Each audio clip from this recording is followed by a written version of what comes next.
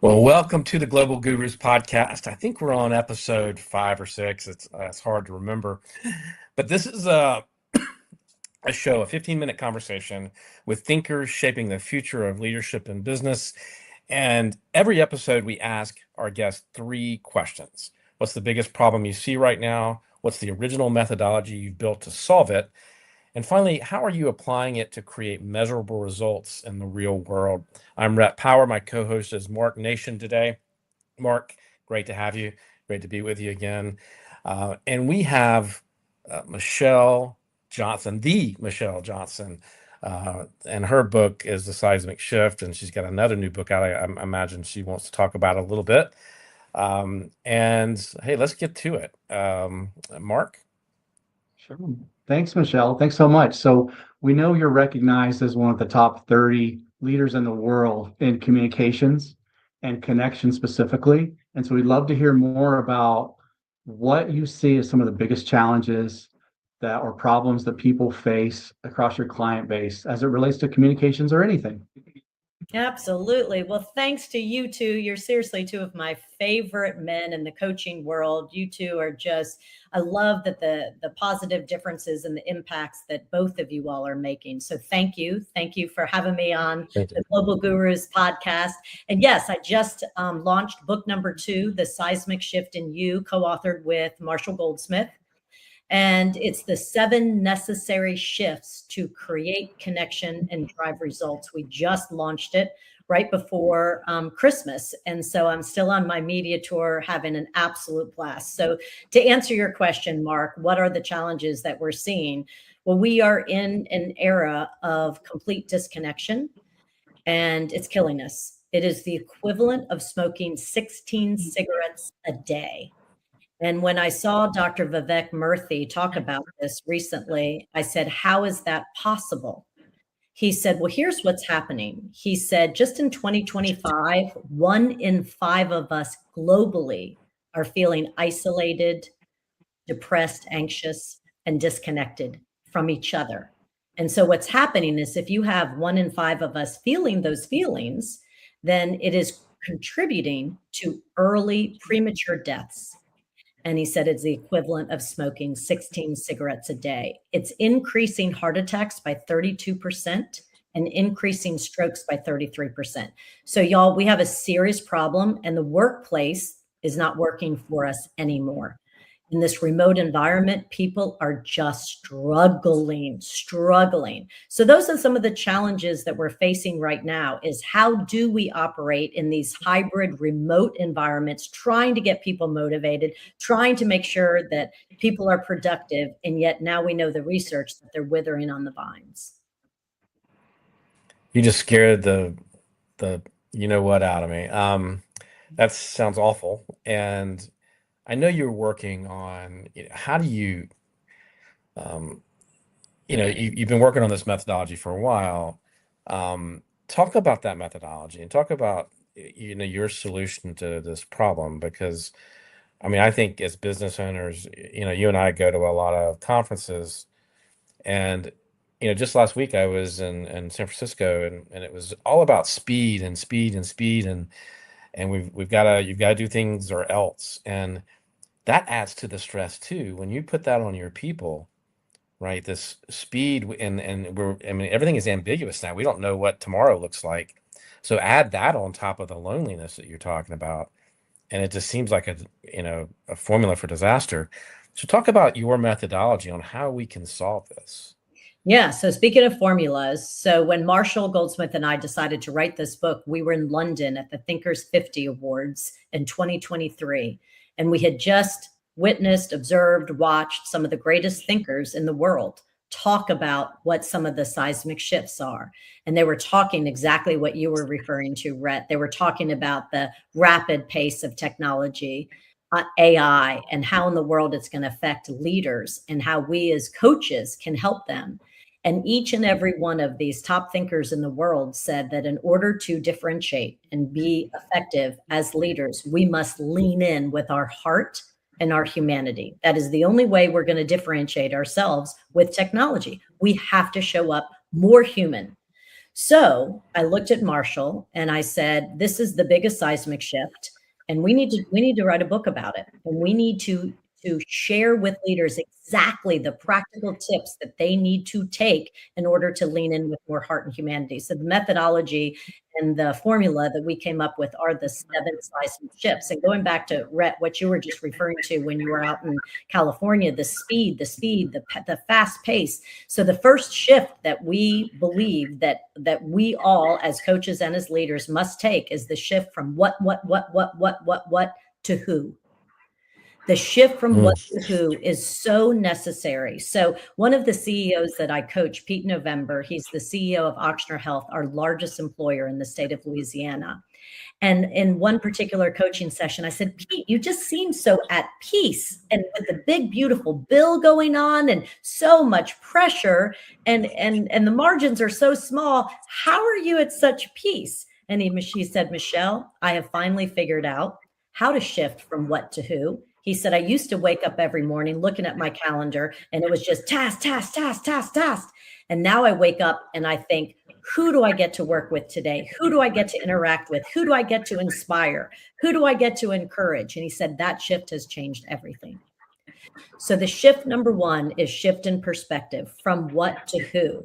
The shift number 2 is shift in priorities. And here's what I think you all will really appreciate. When I was writing this chapter, I honestly thought that Marshall and I were writing about, in order to be really great with connection, you've got to shift your priorities to focus on everyone and everything. Nope, it's the exact opposite. I learned the hard way. My daughter came home on Christmas break as I'm writing this chapter, and she said, Mom, I've been home for 2 weeks and I've barely seen you. Aren't you the expert in connection? I mean, talk about a punch, right? And I said, my gosh, yes. And I completely forgot to adjust my calendar to the fact that you're home from college for Christmas. Need to rework that calendar, right? And so what we realized in that moment is I had been saying yes to everyone and everything, thinking that's what you did as somebody who studies connection. And all that ended up doing is putting me last, which made my most important priority in my life last, which is my daughter. So that whole chapter was reoriented with Marshall and I realizing that the shift in priorities is to you, because the most important who is you. And if you are not anywhere on your calendar, that means that the most important people in your life are not anywhere on the calendar. Wow. That's something to talk about right there. Yes. So good. So good. What are some of the other shifts that you talk about in your frameworks? Yes. So shift 3 then is, once you figure out your shift in priorities, that in order to be a successful human, you have to prioritize yourself. The most important who is you. Then number 3 shift is shift to calendar. So I often ask my leaders, and this is why NBC News keeps asking me to fly back up to New York and continue to be on with Kate Snow, because I asked her to pick up her telephone on live TV. And I said, show me your calendar and I will show you your priorities. And she looked at her calendar. She goes, I'm horrified.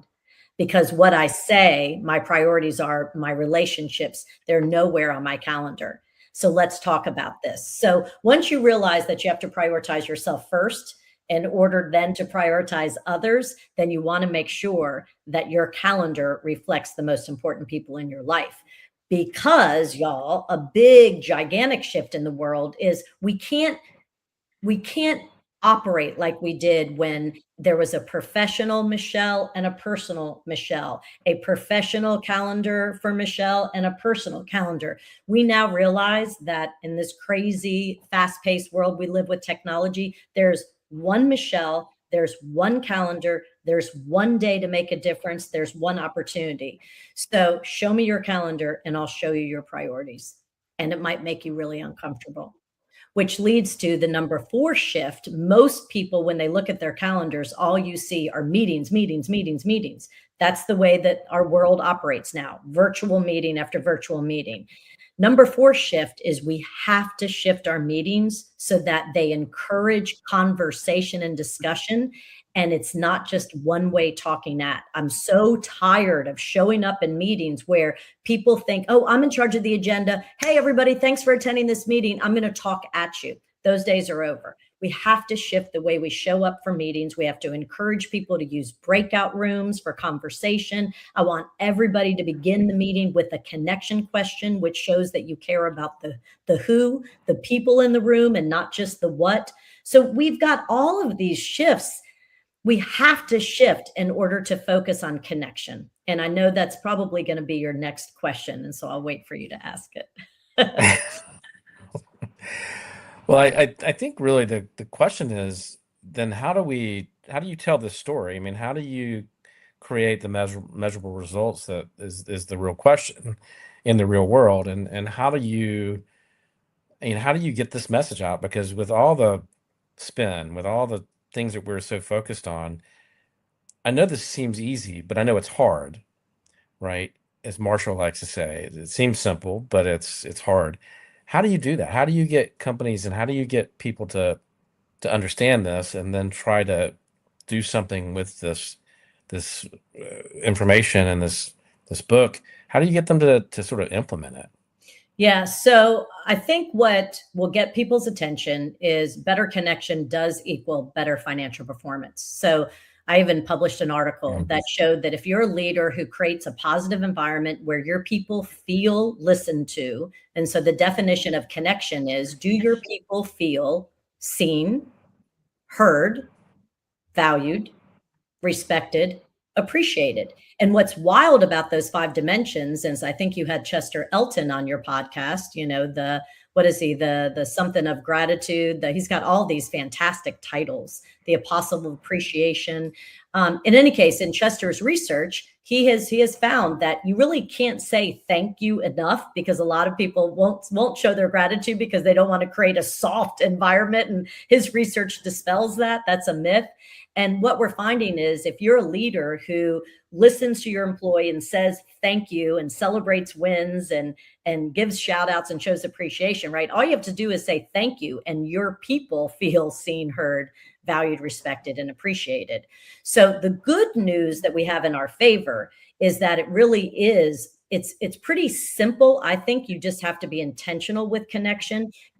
There are simple techniques that you can use to engage with your people more. And if you do those, then that will drive financial performance. You will have an increase in sales at the end of the day. So I'm trying to think. The 5 dysfunctions of teams starts with a pyramid. And who's the author of the 5 dysfunctions of teams? The name is escaping me right now. In any case, there's a pyramid. And he says that trust is the beginning in order to get high performance. And I'm dispelling that and saying you don't, as a human, automatically trust people unless you know their story. Connection is the foundation. Once you've built connection, like when I hopped on the call with y'all today, you two, I'm not exaggerating, you're 2 of my favorite people. Why? Because I've spent time with you all. I know your stories. We've talked on the phone. We've been at conferences together. We've broken bread together. I know you. Therefore, I trust you. So you've got to build that connection first, which then enables us as humans to trust, which then enables us to be productive and to be innovative, which drives that top of the pyramid, which is financial performance. Yeah, good stuff. Good stuff. So good. I love that. Well, thank you. We just have a minute or so left, Michelle. I do have one quick question. I love the concept of seismic shift. And your first book was Seismic Shift in Leadership. Now this one is Seismic Shift in You. When you think about it, the Earth science days go way back, but the seismic shifts sometimes happen in the middle of an earthquake, but a lot of times they happen under the surface and we don't even know they're happening.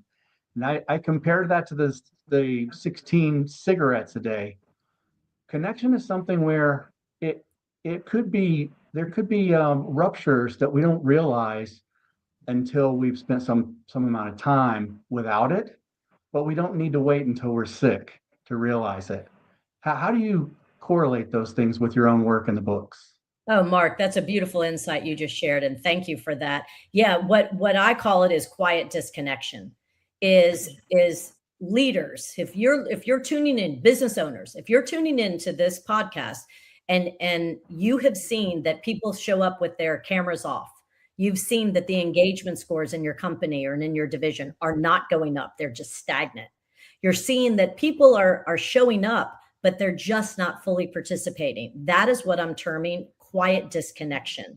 And as Mark just referred, you should be scared, because if there's quiet disconnection, that means that stuff is simmering below and they're not happy and they're not motivated and they're just showing up and doing the bare minimum. And that's when you lose that morale, that motivation, and you're not going to get the financial performance. So if you just can shift a couple of things in your daily rhythm, like showing up and before you begin with the agenda, you focus on connection over task, right?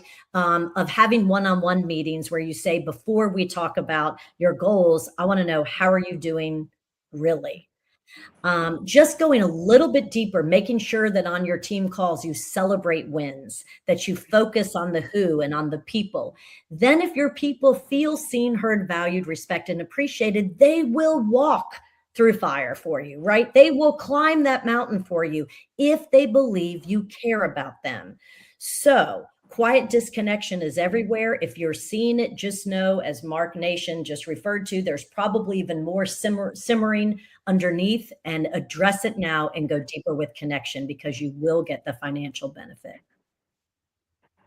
Dr. Michelle Johnston, thank you. Guys, if you're watching this, check her out. Check out her books and her site. I know she invites people to come. I mean, I know she speaks. She'll come to your event and give a talk like any other. But here we got to close out. We've got 3 questions, 1 methodology, real results here on the Global Gurus podcast. That's what we explore in every episode. And Mark, it's been great to be with you again, and we'll see you next week. Thanks so much for having me, you all. Thank you. Bye-bye.